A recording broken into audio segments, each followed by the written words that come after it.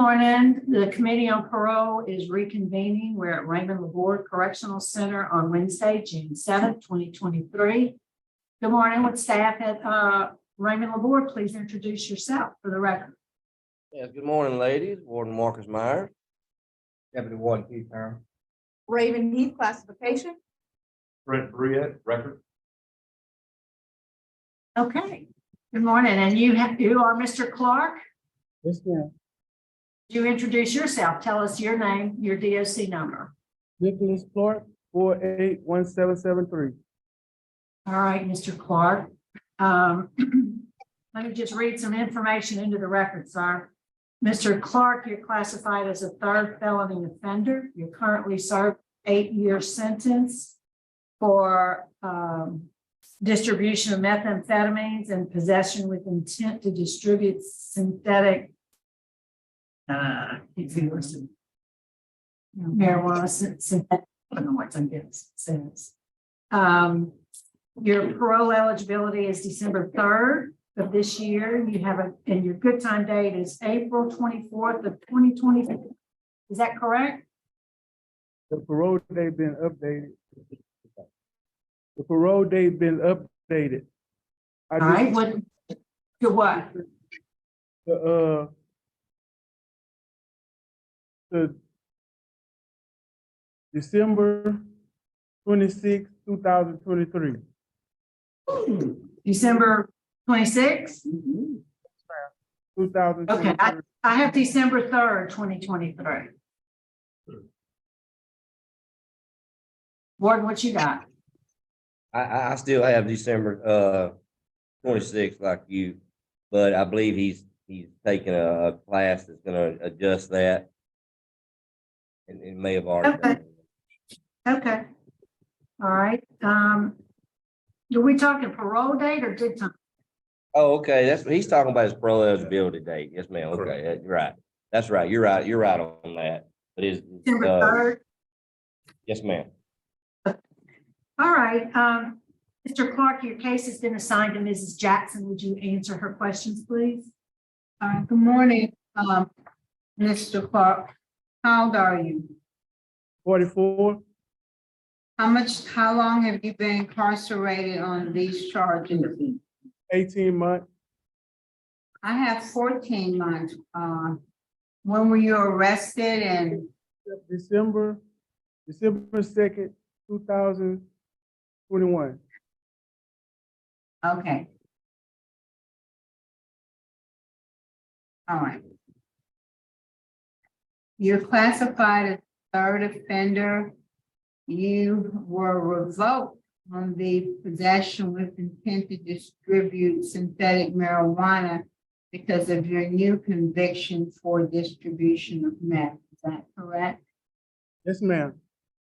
So given that, Mr. Clark, why should we consider letting you out of jail when you're already out on a drug distribution charge? And you go right back to the same behavior and you get convicted of distribution of meth. So why should we even consider letting you out? Well, I know I shouldn't have been doing what I was doing, and I was doing the wrong thing. You know what I'm saying? Okay. Why? Well, Why? Why were you doing the wrong thing? I'm not gonna make an excuse. I just was doing the wrong things. I shouldn't have been doing what I was doing. I'm like, I can't sugarcoat it. I was just doing the wrong thing, making bad decisions, running with bad people. I'm not gonna really make an excuse because I shouldn't have been doing what I was doing because I work, I have a job. Right. But when a person is in their 40s, like you were when you got this meth charge, you were in your 40s, right? So you're not like a 17, 18, 20-something-year-old running with the wrong crowd. You're a full-grown man, capable of making own decisions, and you chose the crowd that you were involved in. Yes, ma'am, I did that. Also, you haven't had a lot of programs so far. You had Cage Your Rage in January of this year, and Nurturing Parenting in March of this year.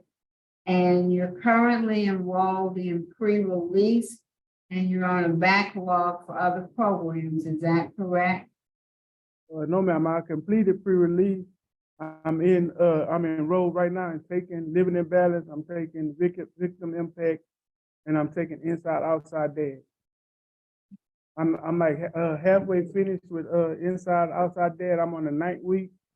I'm on Right. the second week of Living in Balance, and I'm on the Well, let me ask you, Mr. Clark, why were you involved in drug dealing? You said you had a job, so why were you dealing drugs? why was I dealing drugs? I just chose to. Pretty much Why my no? decision.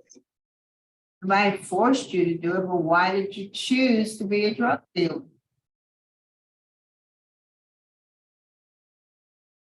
Made a bad decision. I mean, did you ever give any thought to what your activity was doing to people's lives? But, you know, you didn't think we had enough drug users in the community? You thought we needed more drug users? No, man. So why? Why would you do something that's so destructive to other people's lives, to other people's families? Why would you do that just for some money? Being greedy. Right. And so you were willing to wreck other people's lives just for some money. That's pretty much what I was doing. And I know that's I learned in the beginning of Victim Impact. Every crime has a victim. So you had to have victim impact to know that you were destroying people's lives. Have you ever seen a meth addict?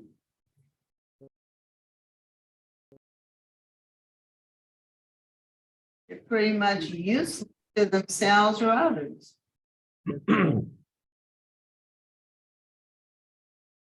Mr. Clark, I'm gonna tell you right now, one, you're a third offender, you have a poor supervision history.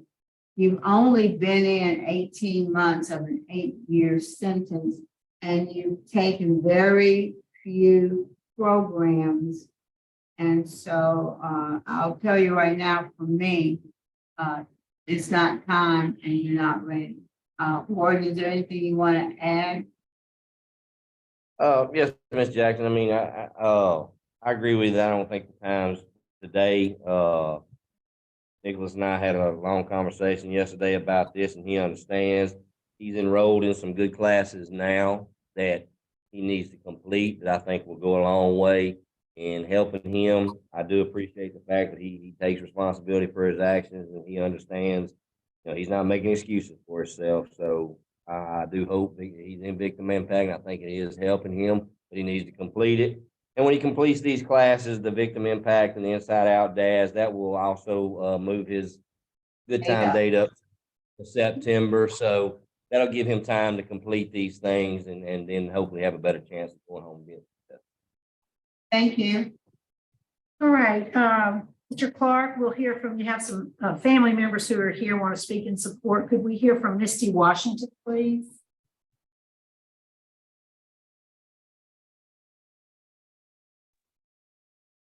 Hello. Ma'am. Hi, my name is Misty Washington, and I am Nick Clark's baby sister.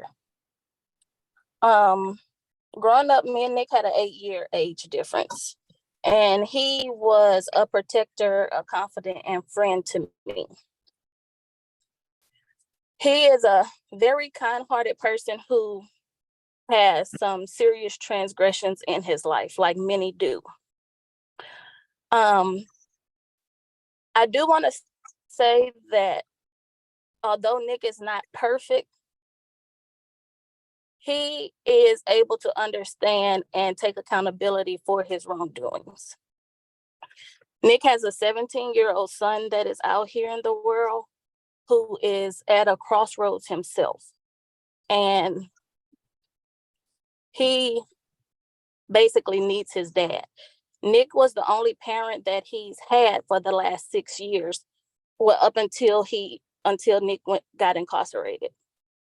And at 17, he really don't know what to do without his dad. That's all that he knows. So I pray that y'all take that into consideration and, consider the future society and what could be lost by Nick not potentially being there for his son, as time has already been lost due to Nick's mistakes that he wants to take accountability for. Thank you all. Thank you. And we have Ms. Gabrielle Clark. Your phone's on mute. Can you unmute the device? You can hear me Yes. now? Yes, ma'am, we can. Okay. My name is Gabrielle Clark. I'm the older sister of Nick. I'm 9 years older than him, 15 years older than my sister. So I'm kind of like the mother hen sister of the group. I want to speak on behalf of Nick to express my support. He has a great support system, and I'm incredibly proud to be his sister. And I'm still able to be his sister. I said, my brother has had some life journeys that he's been on that he has to fix for himself. When the hurricane came and we lost our mom, he don't see it like that, but I see it. He lost his way. When my mom died, he lost his way because before then he was doing the things that he had to do.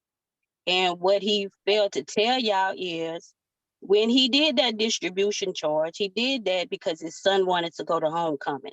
Not that it was right, but that was the quickest way he could get that money for his son. Then his son didn't go to homecoming, so that was like he put his life on the line for his kid. And like I told him, we family. We're gonna always take care of family. We don't have to put other people in harm's way in order for something to go be or happen. I know Nick is a nice guy and he's loved dearly by me, his sister, his son, his nephews. And I've been maintaining the house that he's gonna be living in if he's released. He's a great person to become, he's an active father. If you let him out, he can become an active father again and go back to building scalpels with the help of himself and us. He will do well if he's released. Sometimes life give you a path only he can travel or you can travel. But I think the lesson has been learned. And I think my brother journey that he's on right now, if his life's changing. So if he's released, if y'all take that in consideration that he's, has changed, I would greatly appreciate, y'all looking at the fact that, he was a little lost and he became like a med person himself. So he wasn't just destroying other people, he was destroying himself too. So I thank y'all for listening and I appreciate y'all. Thank y'all. Yes, ma'am. And thank you for joining in. Okay. Mr. Clark, is there anything you'd like to say to the panel? No, ma'am. I appreciate y'all taking the consideration of letting me be released off parole. And I'm gonna continue to do my classes and I will not come back to jail and I will not get in trouble again. Promise you that. Good to hear. Okay, we're go to that. Jackson. Okay, well, Mr. Clark, you already know how this is gonna go. You have poor supervision history, had your charge revoked, because you got a new felony conviction. You've only been in 18 months on a 8-year sentence. You haven't completed enough programs. And to be honest with you, you're close to getting out anyway when you complete those programs. So I don't see any reason for you to get out early. You need to stay there and take advantage of every opportunity that's presented to you. And I will say to you, Mr. Clark, dealing drugs so your child can go to a homecoming does not set a good example for your child. It does not. Some this- things in life are more important than going to homecoming. Maybe important for the kid at that time, but it's more important for that child to have a strong moral foundation. And teaching them that if you need something quick, you go out and sell drugs, not setting a good example. So I just want you to keep that in mind, but my vote is to deny. Mrs. Wise. Mr. Clark, I want you to know that I believe you when you said I won't be back this time. I believe you. My vote is the same to deny because of the reasons already been stated on the record. Best wishes to you, sir. And I do agree with Mr. Clark, because I think you need the programs, your good time date's gonna move up. My vote today is to deny. Good luck to you, sir. You'll be home by Christmas. Yes, ma'am. But I appreciate y'all being hard on me because I need that, and I thank y'all. Well,